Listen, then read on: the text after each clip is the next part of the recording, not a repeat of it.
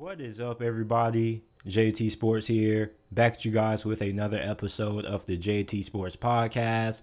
On this episode, I'm going to be discussing should TCU be in the college football playoffs over Alabama or Ohio State. Now, I'm not going to try to predict what I think the committee will do. This is basically me saying what I think the committee should do, because this is a popular discussion on Twitter that a lot of people are participating in. And I also want to give my thoughts on Colorado hiring Deion Sanders as their new head coach. Will he be able to win there?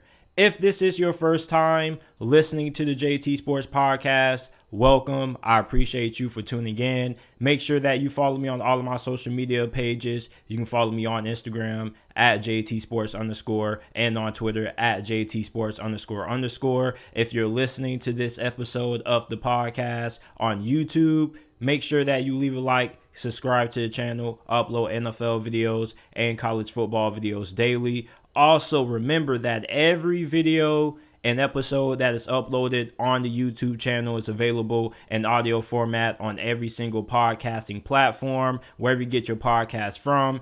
Apple, Google, Spotify, Amazon, the JT Sports Podcast is available. Make sure that you go ahead, check us out, rate us 5 stars, and share the podcast with your friends, family, and acquaintances if you enjoy this episode. Now, should TCU be in the college football playoffs over Alabama or Ohio State? Now, once again, I'm going to say this one more time.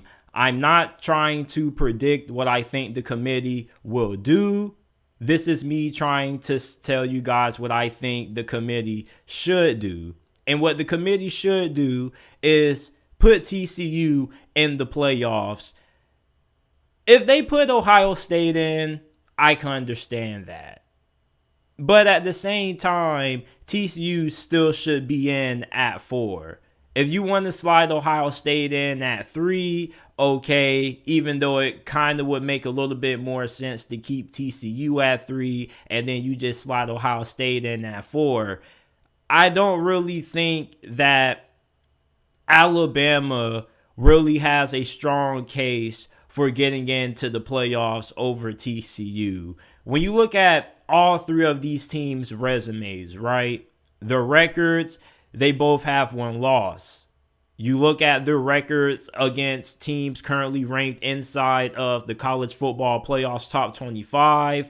TCU is 2-1. Same thing with Ohio State. Alabama is 2-2. They have 1 more loss compared to both the Buckeyes and the Horned Frogs. Now, you can say, well, JT, they played 1 more game than both of those teams. Okay, but what's their best win?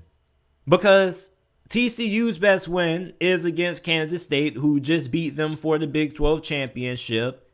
And Ohio State's best win is against Penn State, who currently is ranked inside the top 10, and they're probably one of the best teams in college football outside of the top 4. So you look at Alabama, what's your best win? Texas, early in the season, which you barely beat them on the road 20-19. The same Texas team that TCU went on the road and beat 17-10. And never trailed at any point of the game. I mean, there's not really a strong argument for Alabama getting into the playoffs over TCU. I would love to see Alabama in the playoffs. However, there's not an argument for the tie this season. Yeah, they do have probably the toughest strength of schedule according to the majority of websites out there. I get my rankings and my statistics from teamrankings.com. They have Alabama tabbed as the team that has the toughest strength of schedule in college football. Ohio State comes in at 4th. TCU comes in at 9th. So you look at the difference in strength of schedule. Yeah, Alabama has the toughest. But I mean, the argument that a 2-loss SEC season is better than a one-loss Big 12 season, it's ridiculous. Yeah, Alabama didn't lose by a large margin, and their losses to Tennessee and LSU, and they were on the road. But at the same time, I mean, where is their best win? You can say they have good losses. They lose good. Ohio State lost comfortably to Michigan, but TCU barely lost to Kansas State, a team that they already beat during the season. So, I mean, where is the argument really for Alabama? Honestly, Alabama fans, I know it's hard for you guys to watch your team sitting at home, not participating in the playoffs. However, it's not the end of the world. The sky is not falling. You're still going to be playing in a really good bowl game. Even though Bryce Young, we don't know if he's going to play or not. Most likely he opts out. But at the same time, you still do have a lot of talent on that roster. I mean, Alabama's going to be fine. They're just not going to be in the playoffs this year. Ohio State's going to get in. It's not going to be that hard. Georgia, Michigan, TCU, Ohio State, or Georgia, Michigan, Ohio State, TCU, however you want to order it, however you want to put them in. I just don't see the way Alabama gets into the playoffs with 2 losses. I mean, there really is zero argument strongly for Alabama getting in, unless you're one of those people who feel that Alabama should be in over TCU because they're a better team and they would be favorites over TCU on a neutral field. Listen, the college football playoffs is not about picking who would be favored on a neutral field and who the most talented teams are. The teams who are selected into the college football playoffs are picked based on their overall body of work, what they've done during the regular season, their strength of schedule, and how good of a team they are. There are a lot of metrics that go into this thing. However, you can't sell the argument, Alabama would beat TCU on a neutral field, so they should be in, when they don't have the resume that stacks up. You got to have the talent, and you got to have the production or the body of work. Alabama doesn't have that. You're basically telling me Alabama should be in because they're a better team, talent-wise? Yeah, they are. They're a better team than pretty much the whole entire nation. Every team in college football would be an underdog to Alabama, most of them. Outside of Georgia, Ohio State, maybe a handful of teams.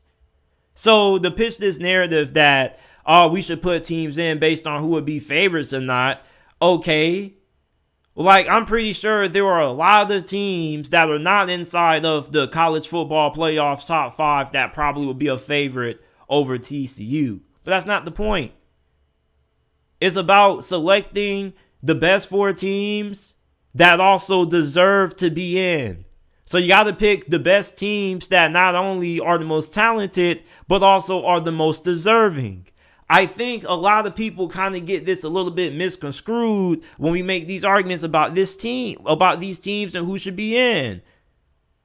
Everybody's not working for Vegas. These people who's picking these teams, they're not inside Vegas. They're not picking odds. They're just going off the eye test. They don't got time to see what such and such record is against the spread and who would be a favorite against who on a neutral field. I mean, come on, bruh. Now you're just trying to, when you start pitching me arguments about who would be favorites over who, that's how I know you're running out of arguments. Let's keep this based on strength of schedule, records versus teams ranked inside the top 25 and win-loss. Nobody cares about who would be favorite. That's irrelevant. Tell me who are the most deserving teams who also happen to be the best in college football. Alabama's one of the best, but they're not one of the most deserving compared to TCU. Don't really understand the whole, Alabama should be in because they would be a favorite over TCU. Okay. And it's about the most deserving. Jesus, man. Who would be favored on a neutral field over Alabama? Not a lot of teams.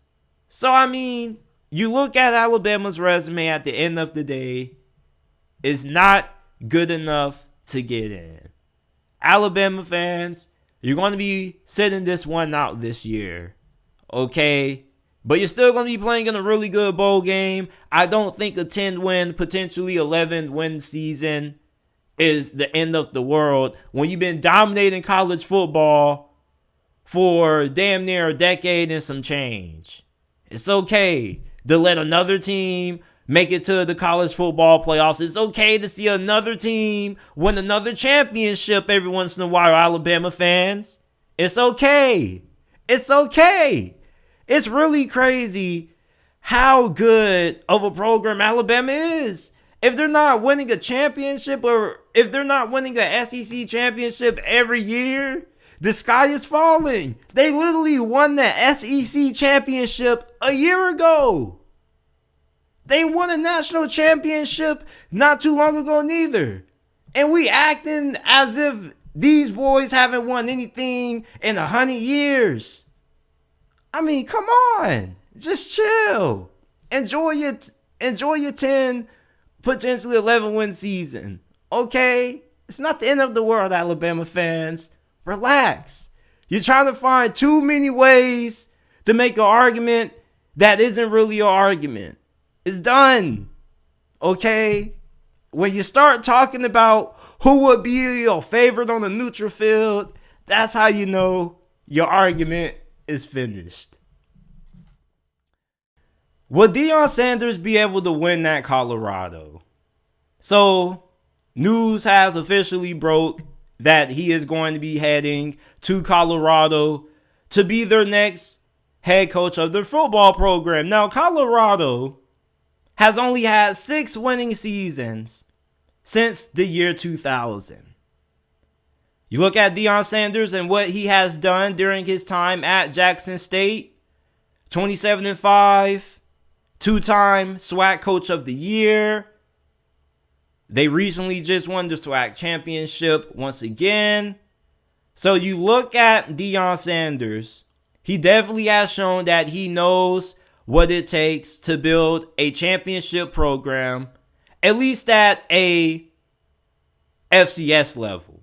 Now, he's moving up to the FBS, and definitely we understand that moving from FCS to FBS definitely is a transition.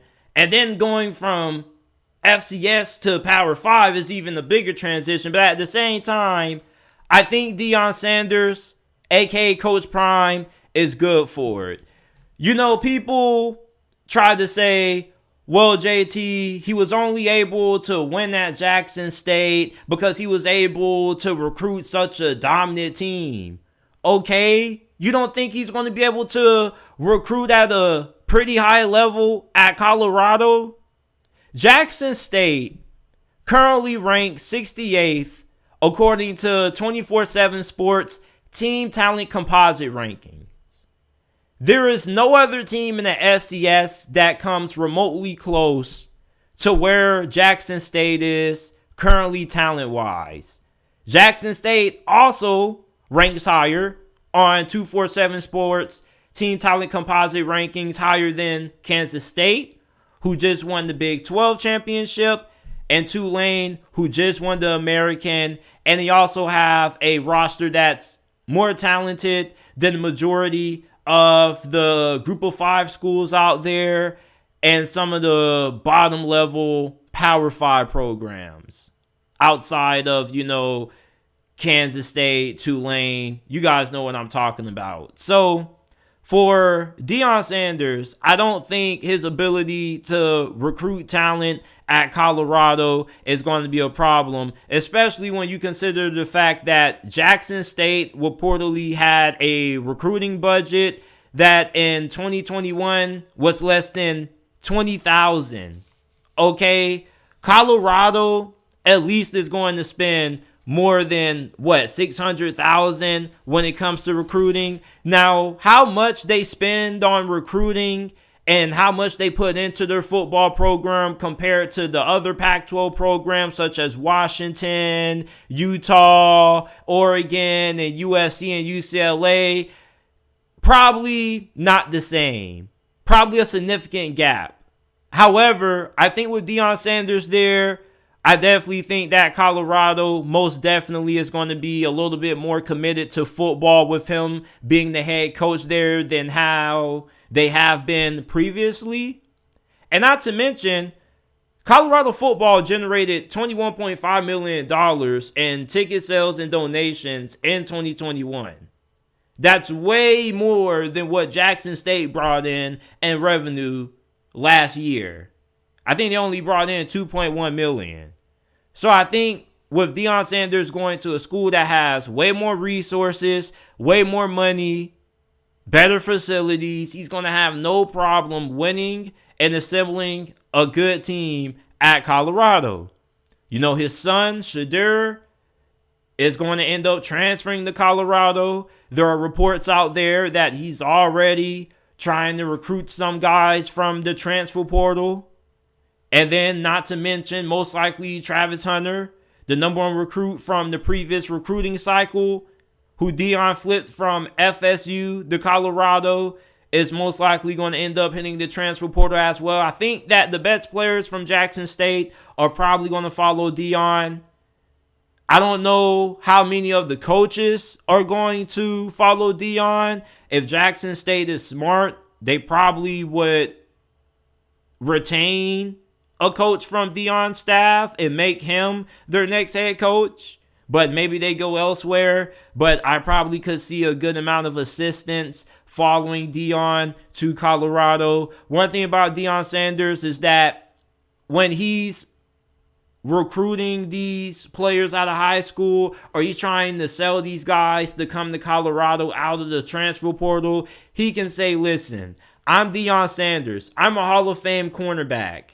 Unlike these other college football head coaches, I have a legitimate resume. I'm not a failed football player. Unlike most of these coaches who end up having subpar careers, end up having to go into coaching, Deion Sanders ends up being one of the greatest football players of all time.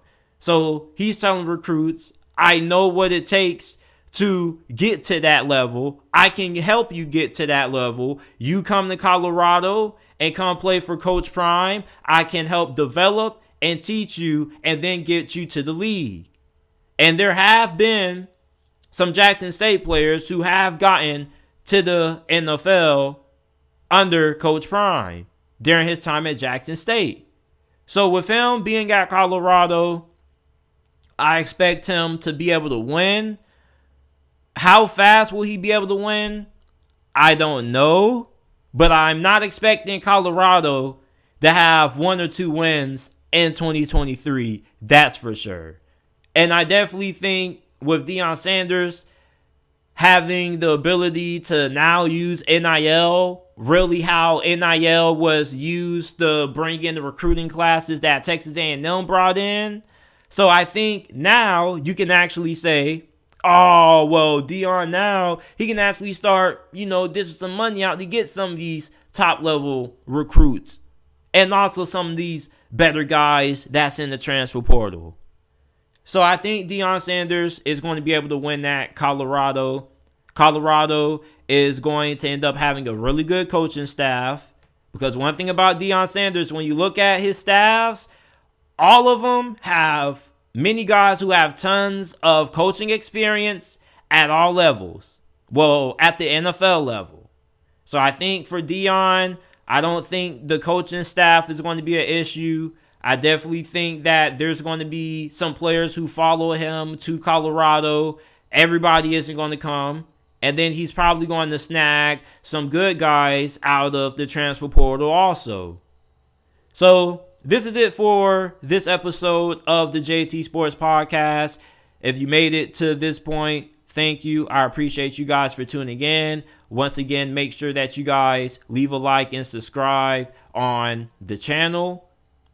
And then, if you haven't already, make sure that you go ahead, leave a 5-star review on the JT Sports Podcast. The JT Sports Podcast is available on all podcasting platforms, wherever you get your podcast from.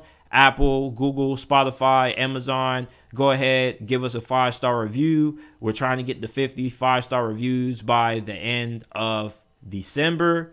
We're currently at 49, so we most definitely can make that happen. Go ahead, give the podcast a 5-star review if you enjoyed. Also, share with your friends, family members, acquaintances.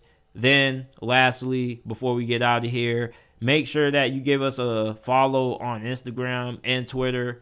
You can follow us on Instagram at JTSports_ and on Twitter at JTSports__. Thank you for listening to this episode of the JT Sports Podcast. I will see you guys with another episode shortly.